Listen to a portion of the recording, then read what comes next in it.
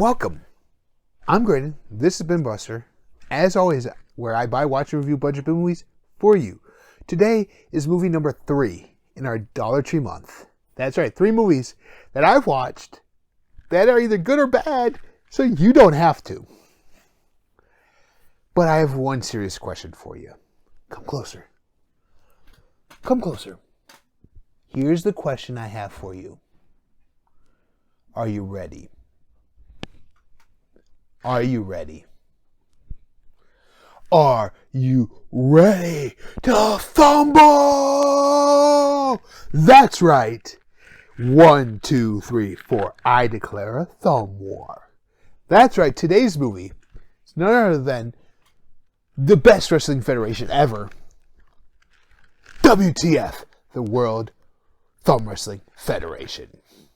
As always, I'm going to give you my good, my bad, my thoughts on the overall ratings on this mockumentary.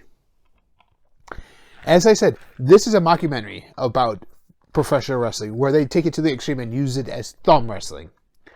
It's so outlandish, it doesn't take itself seriously, and seeing the box, you know it won't take itself seriously. And just by looking at some of the characters on here, you know it's not going to take itself seriously. So you know what you're getting when you watch this film, which is something I like a lot. Complete with, like, this is a complete documentary about wrestling, like I was saying. It even has wrestlers with different gimmicks. Like, here's Mr. Venom, that's a villain. You have El Luchador. For those of you that don't speak Spanish, that's the wrestler. These are the Rainbow Boys. These are the Brussels Brothers. Yeah. One's fat and has carpal tunnel and is alcoholic. One's blind. The other one doesn't have thumbs. I wish I was making this up, but I'm not. And these are the 2 announcers. And the 2 ladies right here are Debbie and Diana. They are the Double Ds. I'm not making that name up either. So they have these gimmicks. There's also Thumb Punch, who he's an Oriental guy whose power is his thumb because he punches people. There's Susie, as I said. Susie's a nice, mild-mannered lady. That's Susan's wild and wants to wrestle. Yeah, split personality. And then there's John Hennigan, who plays Sergeant America. You know him, John Morrison from the WWE. He comes into his first match and he actually backbreaks a guy.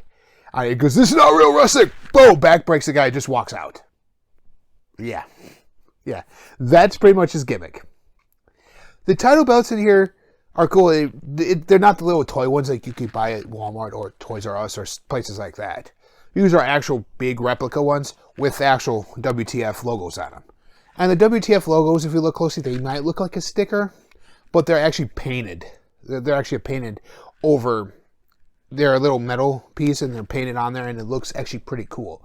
I like that they use the actual real replicas instead of toys because it kind of makes it feel it's real. This is a story about the 3 brothers who try and save the WTF, which was their father's promotion, because Mr. Venom, no one likes the villain being always on top. No one likes that with the villain being on top. So it does that to the point where no one's watching. The owner's about ready to sell to a restaurant, and I will name that restaurant and the reason why it's out of my bad section in a moment.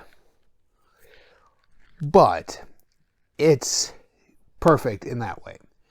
And they go through a tournament, boom, boom, and it gets down to the 2 Brussels brothers, these 2 guys, and Mr. Venom, who turns on his tag partner, Maul, M-A-U-L.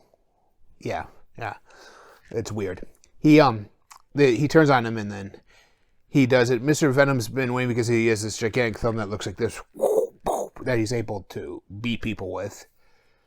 But like I said, one Brussels brother is blind, so he just beats him right away. Beats him again.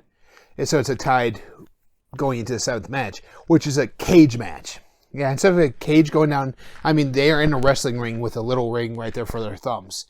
Yeah, it's ridiculous. So a little cage comes out over it. They need to use their left hands. So the one Brussels brother puts his left hand in there and gets ready. Mr. Venom tries to put it. We find out that his left hand has the same big thumb, but it doesn't work. So he sits there like this the whole time. And the Brussels brother just covers it and wins. Thus, winning the title belt, thus saving the WTF.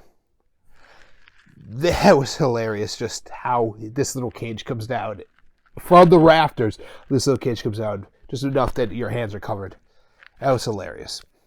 The blooper reel during the final credits was amazing as well, too.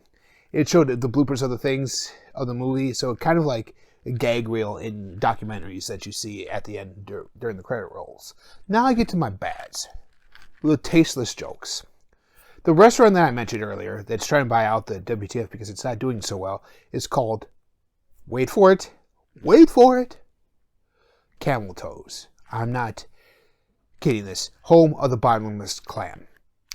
They run this gag throughout the entire movie. And then you see in one scene why it's called the bottomless clam, because the waitresses don't wear pants. I'll just leave that there for a moment. Insert your thoughts right here. Yeah. That's why it's called this. And they want that. But they blur it out so you don't really see it. I didn't like the use of the tasteless terminologies for gays in here, blind people, people with multiple personality disorders.